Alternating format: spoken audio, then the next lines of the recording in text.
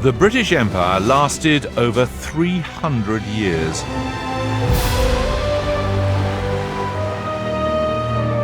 It made Britain the most powerful nation in history. It also shaped a fundamental part of the British character.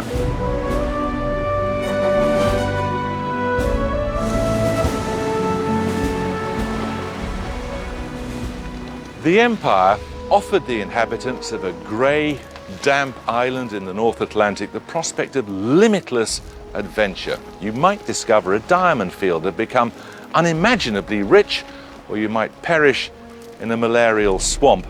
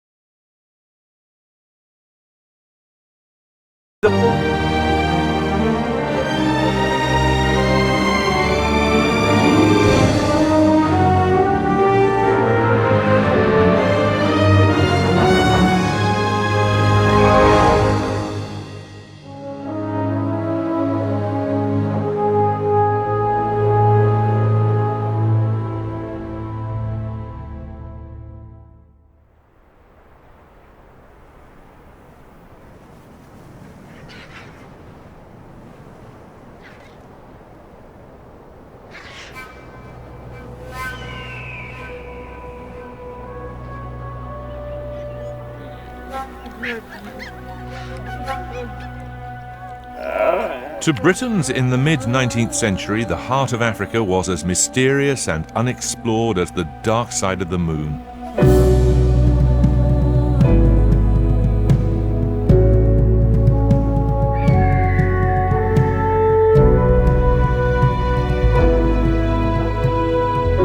It proved a magnet for Victorian adventurers. They were drawn by an obsession to get there first, and to put new names to new places.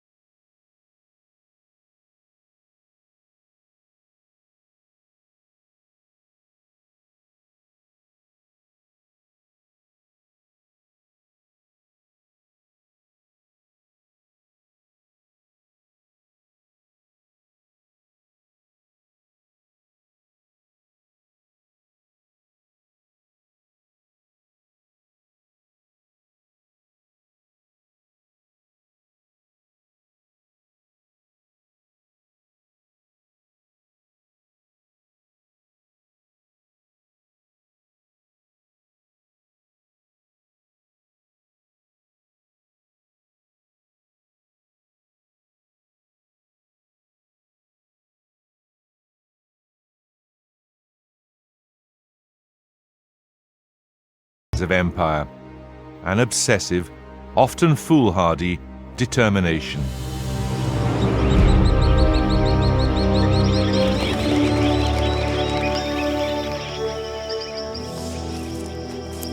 The pair came to loathe each other and would become bitter rivals. Together they travelled over 1,500 miles through swamp, desert and jungle.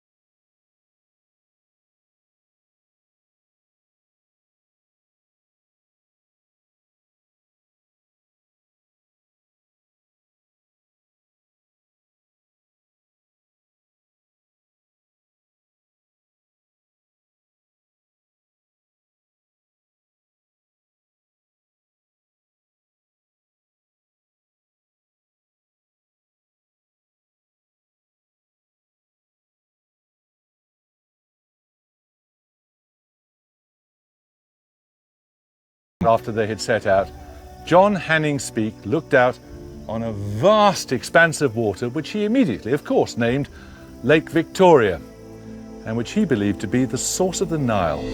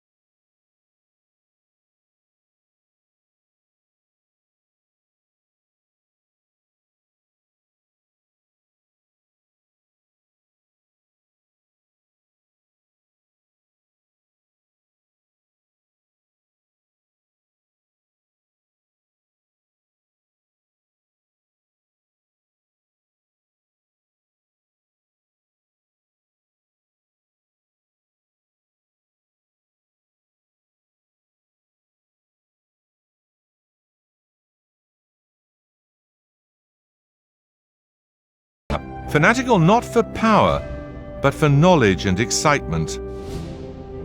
And they helped to create the image of the classic British hero.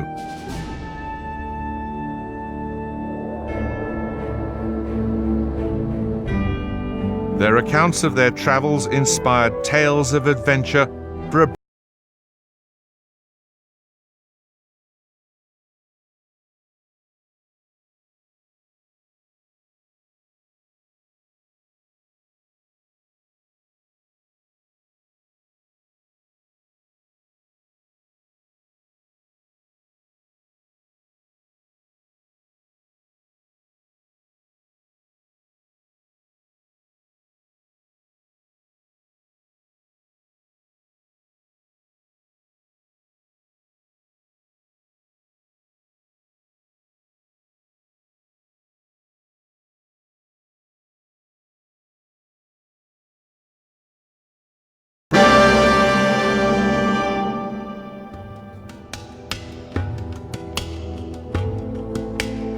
Its author, Henry Rider Haggard, was an old colonial.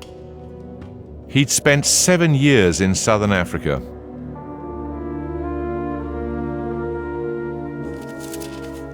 The British public devoured his thrilling tale of danger and exploration.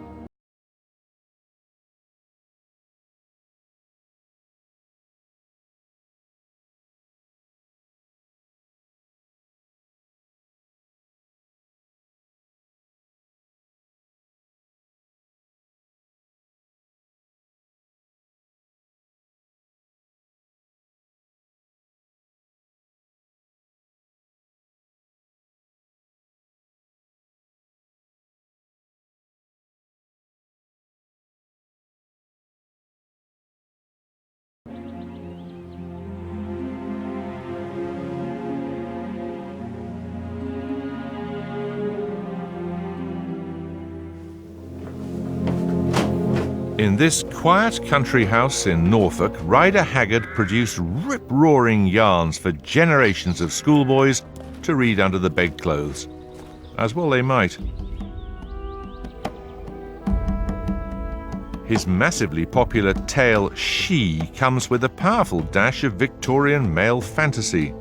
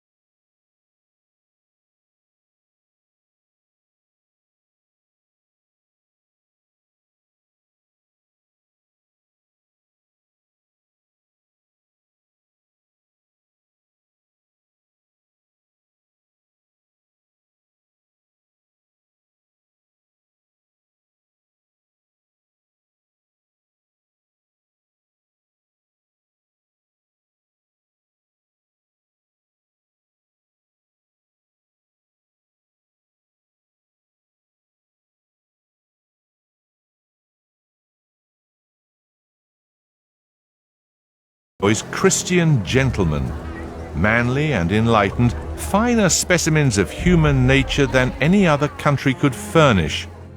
The words of rugby's celebrated headmaster, Thomas Arnold.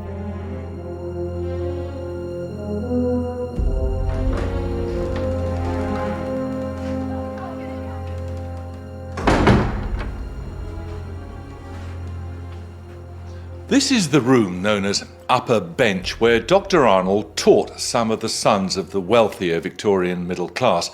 But from what they were taught, you would never guess that Victorian scientists, engineers, architects and explorers were about to forge the modern world.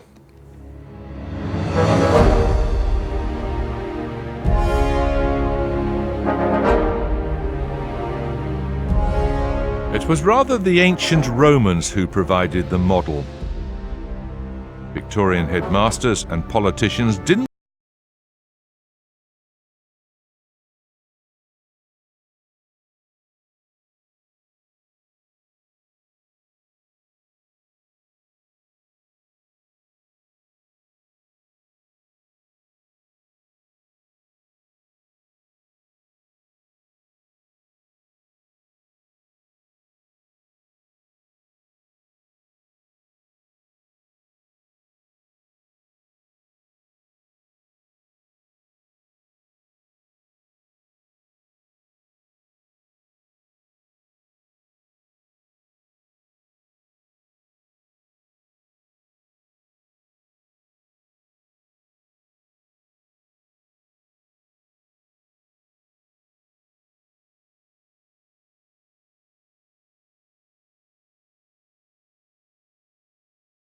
Birmingham was.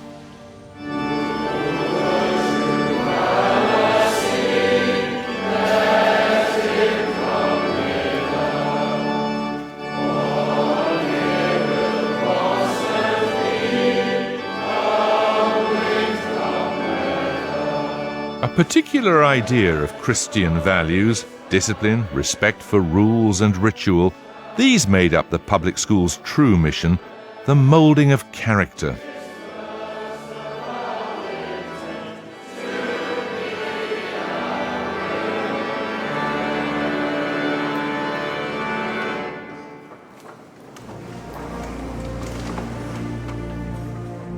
But there was something else fostered here that would prove an even more powerful builder of empire.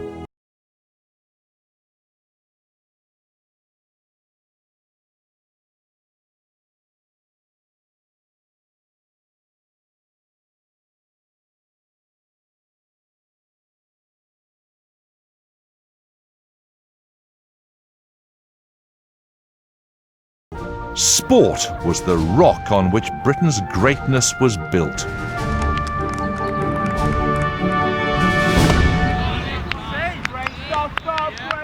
Englishmen, he said, are not superior to Frenchmen or Germans in brains or industry or the science or applications of war.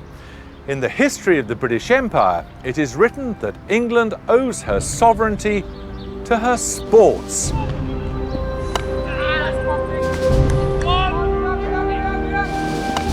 The values of organised games were said to express the values of empire. Physical courage, team spirit, and having a go. And it was the game of cricket which gave rise to one of the most famous of all famous empire poems. There's a breathless hush in the close tonight, 10 to make and the match to win, a bumping pitch and a blinding light, an hour to play and the last man in. And it's not for the sake of a ribboned coat or the selfish hope of a season's fame, but his captain's hand on his shoulder smote. Play up, and play the game.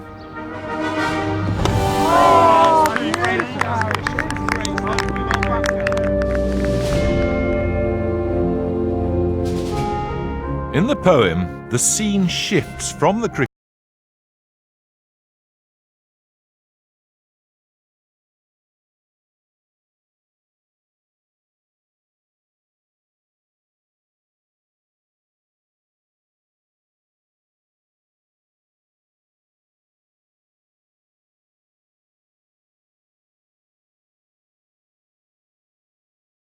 game. It's majestic and it's idiotic at the same time, to our eyes at least, because war isn't a game. And yet the fact that the poem could be written in that way tells us something rather profound about the way that the British viewed their empire.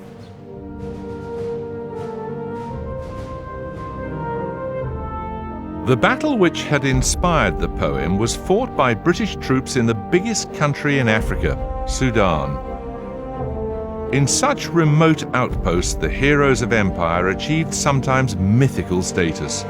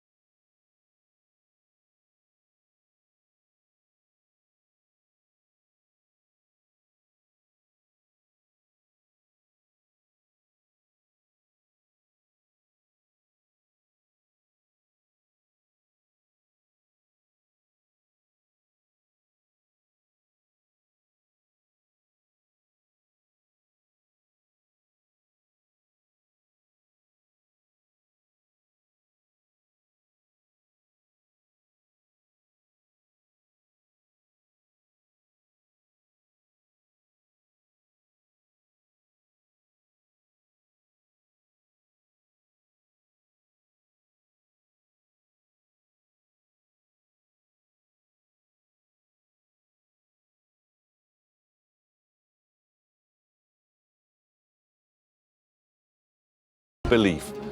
General Gordon could save Khartoum.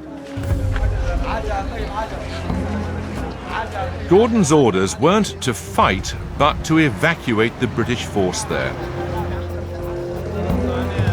But Gordon himself had something rather more heroic in mind.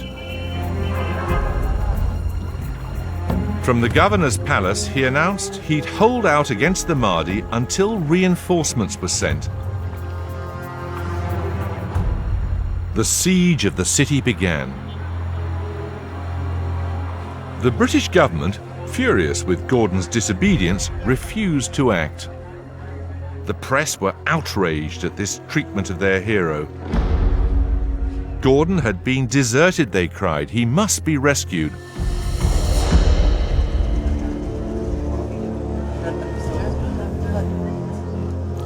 General Gordon was a hero, not just because he was a remarkable human being, but because he seemed to express Britain's moral purpose. The newspapers twigged that in a way that the Prime Minister, William Gladstone, didn't. Gladstone didn't want a war, but the press and public opinion forced his hand. The army hastily assembled a relief force, but by now it was too late. After 10 months under siege, every scrap of food in Khartoum had been eaten. The dead lay in the streets. The Mahdi's men were at the gates. The water level of the Nile protecting the city dropped further every day.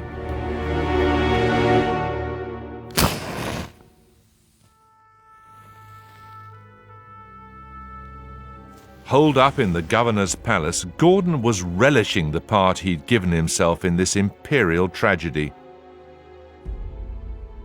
He lit candles in his rooms, almost offering himself as a target to the Mahdi's snipers.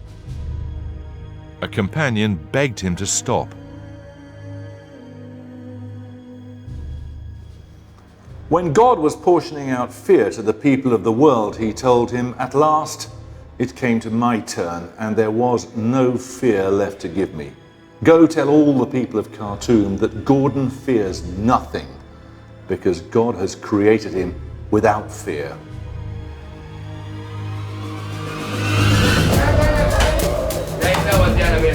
When the attack came, it was unbelievably savage. The siege had lasted 317 days. It ended in a bloodbath. Gordon was killed in the battle. The Mahdi's followers brought him Gordon's head as a trophy.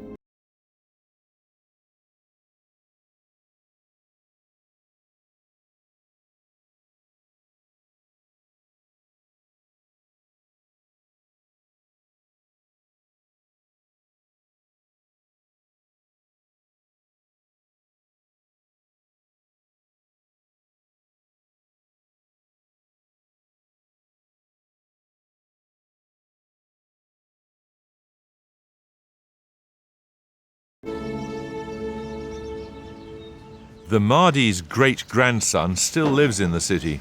Ah, good morning, good morning, good morning. Good morning, Imam. Good morning. Thank you for having us. What sort of a man was your great-grandfather? The Mahdi was a well-denied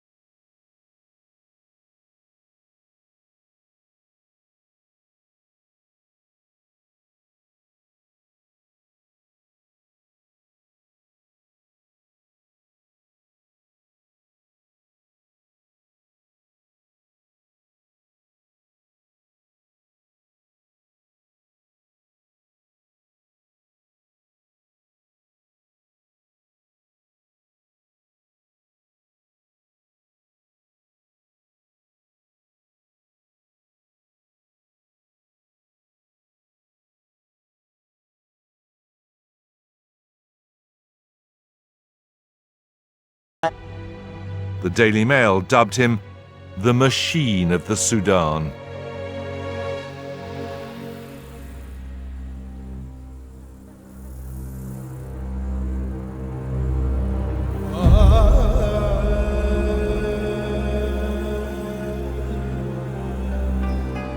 On the 1st of January 1897, a meticulously organized force left Egypt for Khartoum, over 600 miles to the south.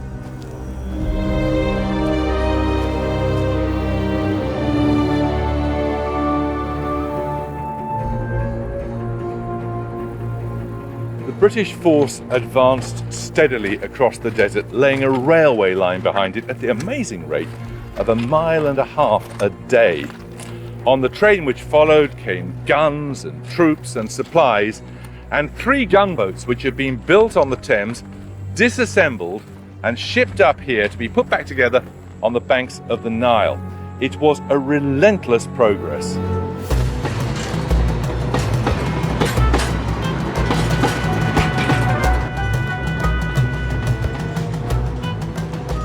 This was a new kind of warfare, the moment the empire entered the machine age.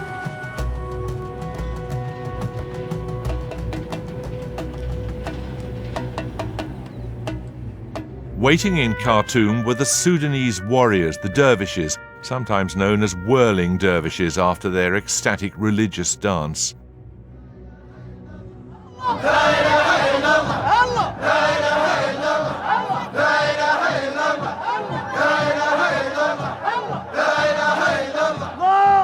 Dervishes still gather on holy days in Khartoum to pray, celebrate, and dance.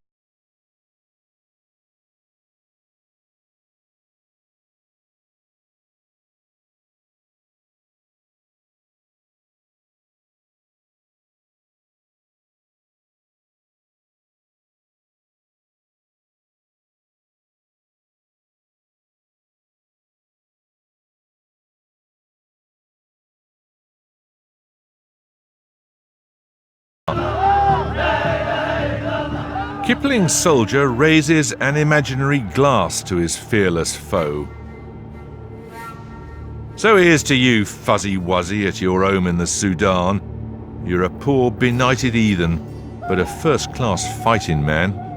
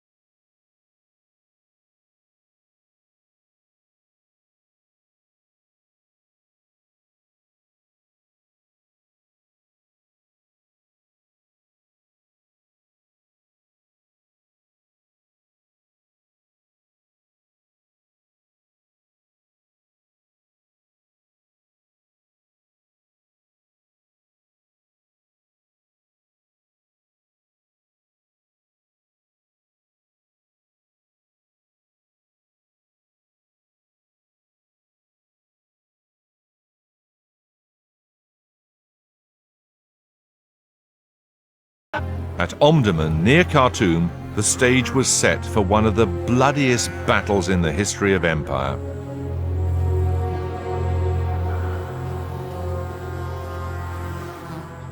The British forces were drawn up down by the Nile over there, and the Mahdi's men held the high ground. Winston Churchill was a young officer with Kitchener, and he described coming out one morning and seeing the entire hillside moving. Thousands upon thousands of dervishes advancing on a front he reckoned was 4 miles wide, under innumerable banners and with the sun glinting on the tips of their spears.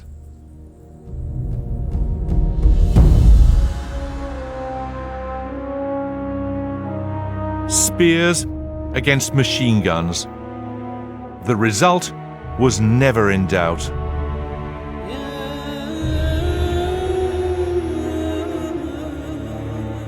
Kitchener was watching the battle from horseback. At about 11:30, so 5 hours after the fighting began, he put his binoculars away and remarked that the enemy seemed to have been given a good dusting. They then broke for lunch.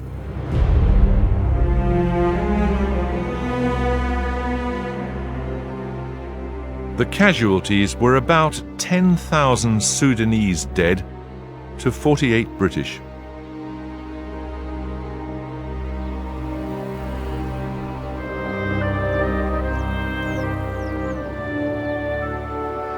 The body of General Gordon's foe, the Mahdi, was dug up and thrown into the Nile.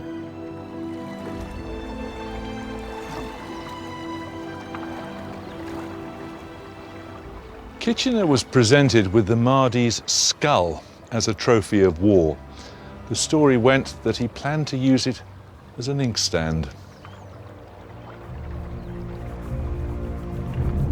Queen Victoria was not amused.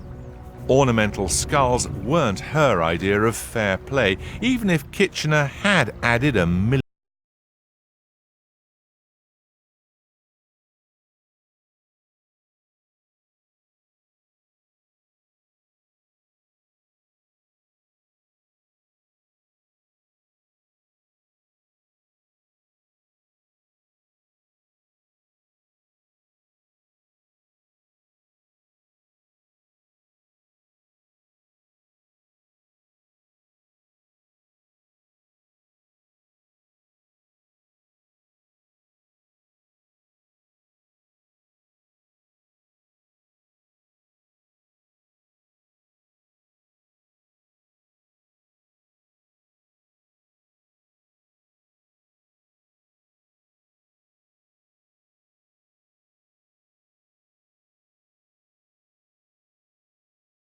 John Franklin, frozen to death trying to find the Northwest Passage through the Arctic.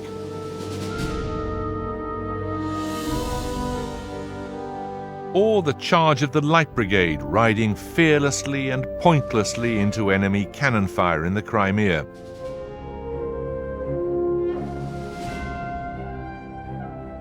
They all played up, and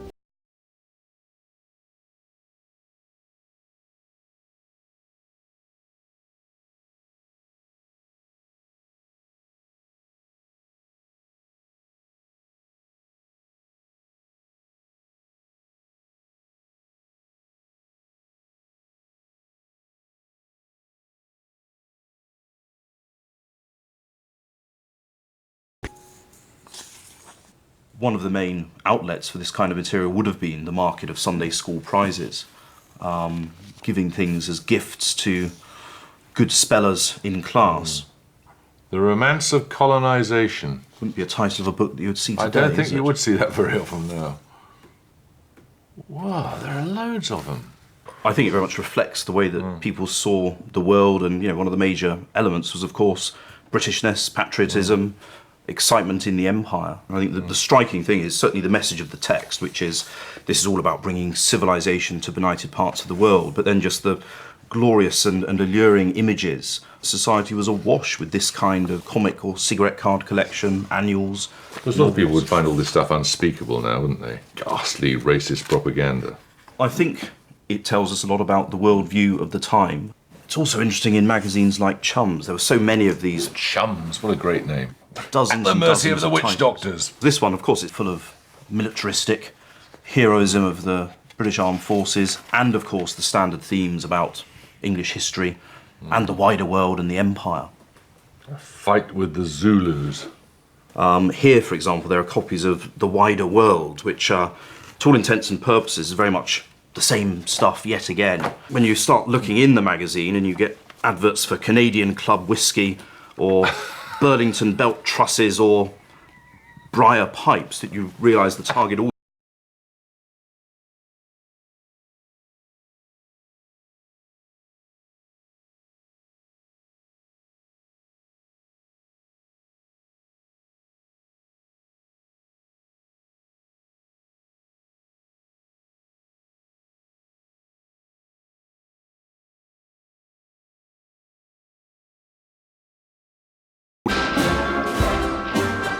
For the British, sport was part of the civilising mission of empire. The gift of the mother country to her colonies. Whether it involved chasing a ball, smashing it with a racket, or whacking it with a club.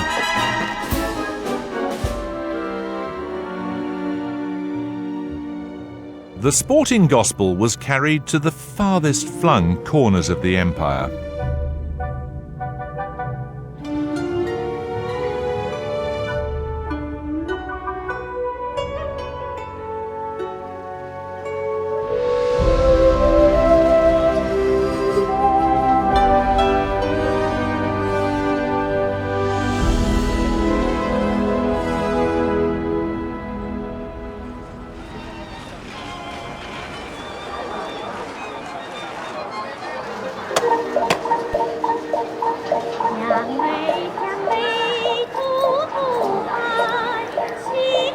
Hong Kong's life as a British colony began in the 1840s as a trading post for nearby China.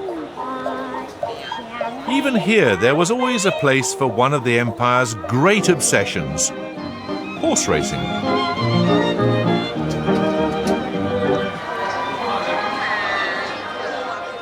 They used to say that when the French took a colony, they built a restaurant. When the Germans took one, they built a road. And when the British pitched up, they built a racecourse.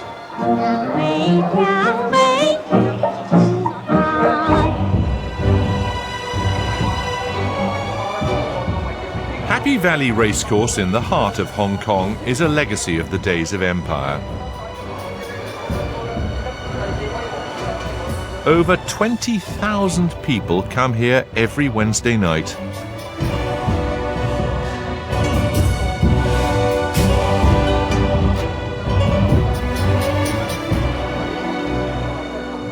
It was the British who developed the razzmatazz of the modern turf.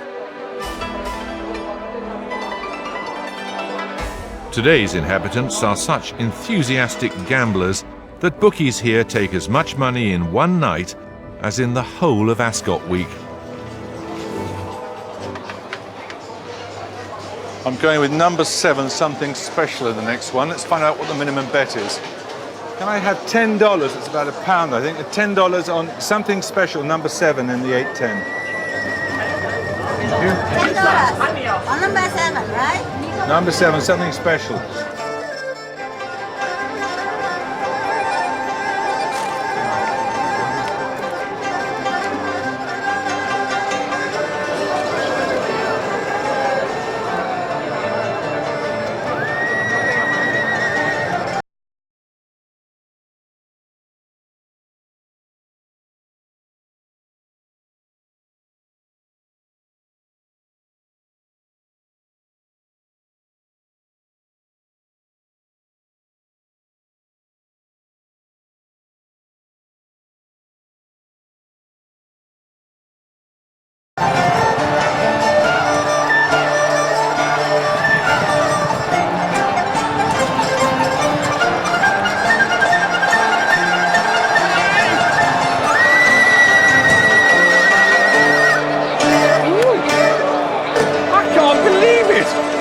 Amazing!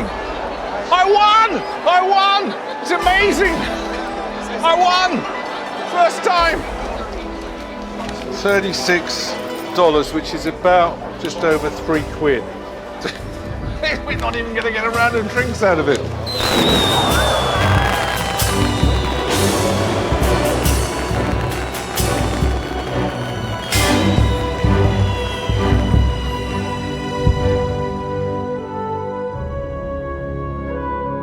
Wherever in the empire sport was played, it was supposed to bind subject peoples to their colonial masters. But the spirit of fair play and the interests of empire would eventually clash head-on.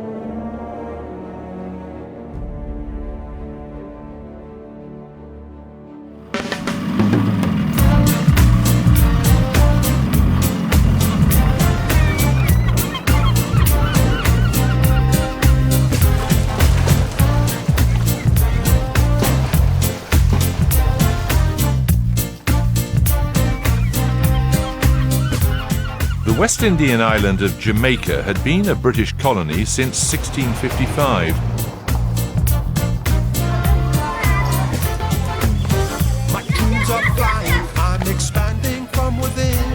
The British introduced cricket to Jamaica in the 1830s.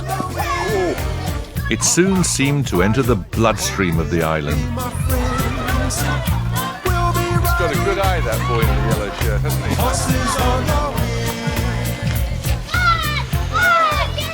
How old are you? 10. 10? You play much cricket? Who's the best cricketer here? You are? Not him. Who's the best? You're the best cricketer, are you? Me. You're the best one. Him. And him and me. You're the two champs.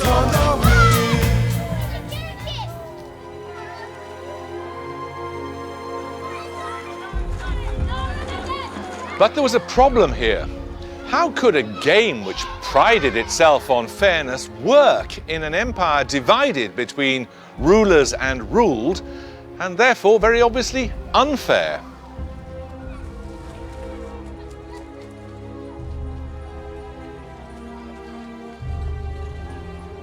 Cricket in the West Indies would become not a unifying force, but a symbol of oppression. In 19th century Jamaica, whites owned the land, blacks worked on it. While cricket was supposed to be good for subject races, at that time, black and white rarely played together.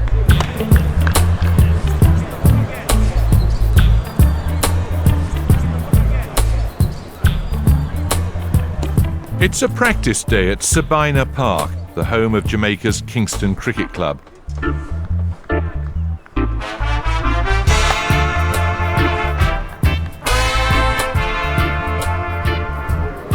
When it was formed in 1863, it was a place for white men to play the game.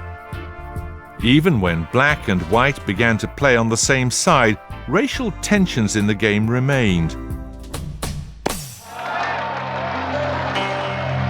No black player was ever selected to captain the national team.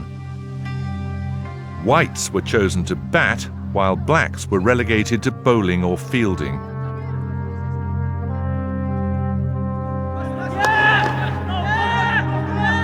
It wasn't quite the done thing for white men to do a lot of running around in the tropics, and besides which there was a distinction between brawn, bowling, and brains, batting. Batting was for white men. Change had to come.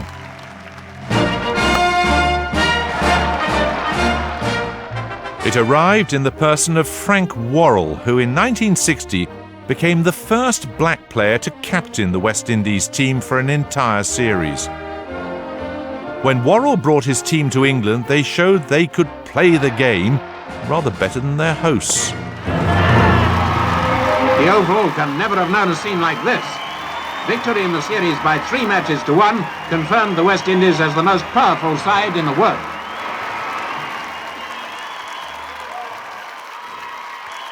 It was generally felt that here is the right person at last to lead a West Indies team, because I think before there wasn't that unity based on who was appointed captain, who was appointed vice captain. Now it was felt that the players have a captain they can fight for. So I think it was greeted with cheers throughout the entire Caribbean, and I think many people were saying, at last, we have the right man to lead. It was like a Mandela moment. It certainly was, that's why I said that.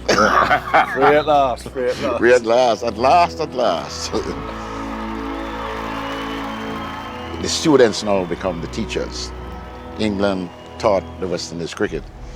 And it was a grand opportunity for the students now to reverse that process. And in the mind of many of the West Indian players, this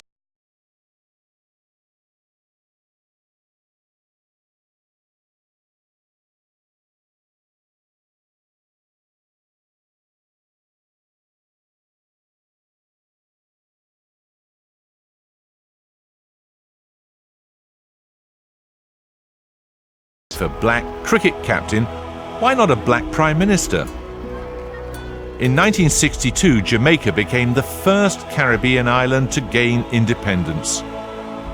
And through the 1960s, all over the empire, from the West Indies to Fiji, the Union Jack came down.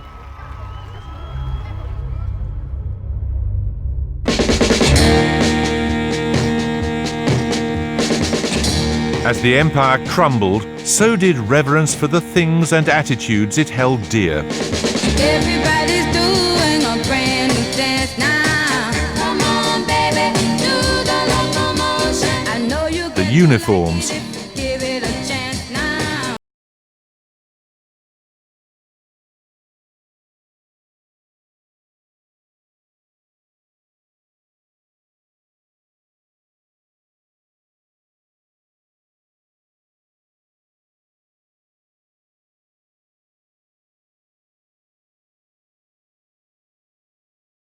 prowess, at the thrill of adventure and exploration. The empire was gone. The only way to cope with its loss was to see its absurdity. Well, ladies, shall we retire? We'll be in to spank you later, you.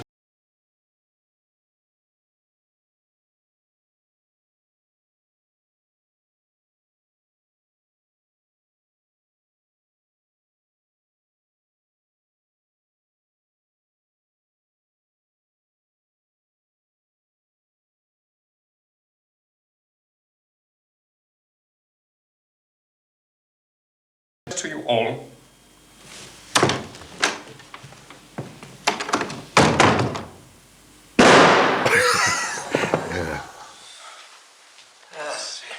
Pretty, really? Isn't it nice enough, young chap? Yeah. Now, why see that again. why is it funny? Because I think it's such an absurd thing that they're doing, and yet they're all taking it absolutely seriously. And that's what the empire was all about, really, wasn't it? Doing very, very strange things absolutely seriously. Clive, what are you doing? I say, Cooper, what's going on? Oh, it's nothing really, sir. He was just explaining. I was passing the port from left to right. And this sort of thin veneer of control, of which passing the port is one and being gallant about ladies is the other. You know, that's if that starts to crack, the whole thing just collapses. And I think it's just because it's the formality of it. And, of course, the fact they're going to shoot themselves, which is the kind of ultimate logical end to letting down the empire. Where did the idea of ripping yarns come from? Well, really from all those books. It was a literary idea. It was all those books that were written sort of in the 20s and 30s, and maybe before the war even, which I vaguely knew.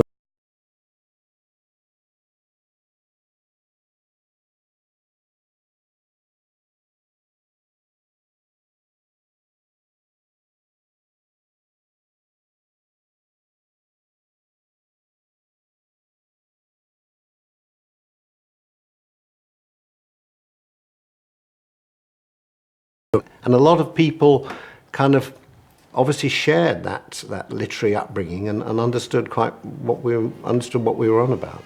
What's funny is being funny in a place where you're not supposed to be funny.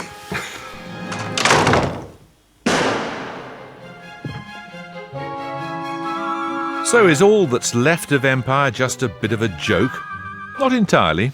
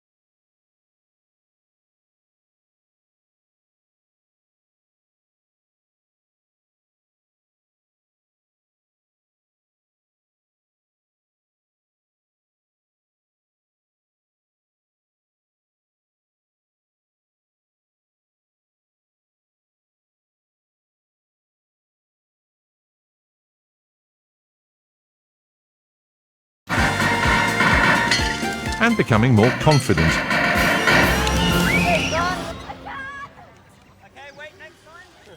Baden-Powell had toyed with the idea of calling his organisation Young Knights of the Empire.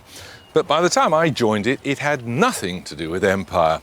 What it fed on and continues to feed on is young people's appetite for adventure, for sleeping out, for cooking under the stars, for cleaning your teeth with a twig in a stream.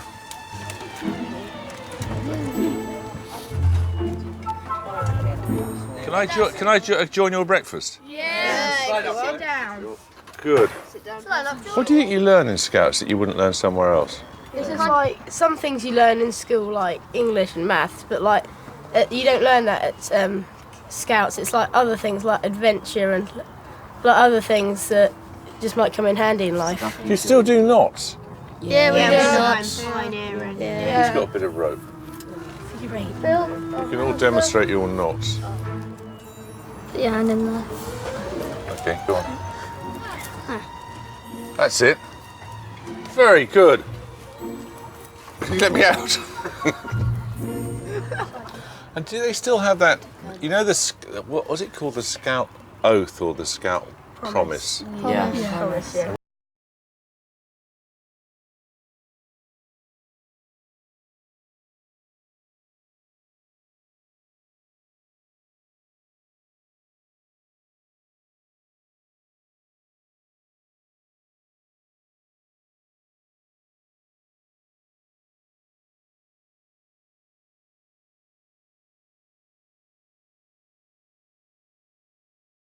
Now numbers over 41 million boys and girls from North America to Europe to Africa.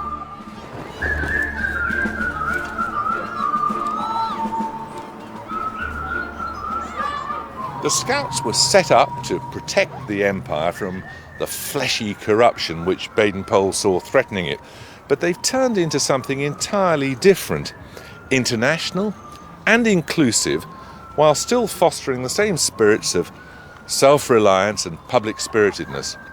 And here's to 'em, I say.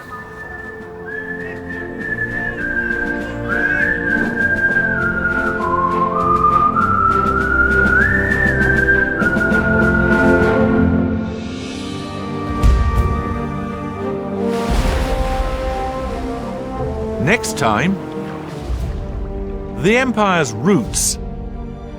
Piracy in the Caribbean. Empire's riches, how it grew into a global money machine.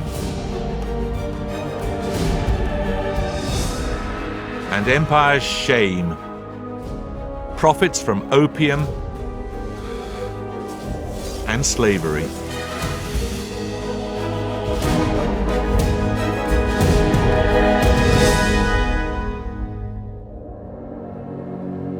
To order a free Open University poster exploring the legacy of Britain's empire, go to bbc.co.uk/empire or call 0845 366 8021.